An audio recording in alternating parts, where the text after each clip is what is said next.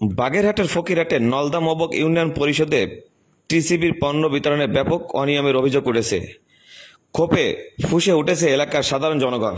আমি গতকাল মাল পাইছি, এখন পাচ্ছি না। কার্ড ইলেকশনের পরে তো 2 মাস মাল পাই না। আগে মাসে বলেছে কি যে ডিজিটাল হয়ে আসবে, তারপর পাবে, দেরি হবে। আর যারা সবাই পাচ্ছে সেটা কি করে বলবো? তার সাথে বললে তো কাকু করা হয়ে যায়। আপনার নাম বলেন।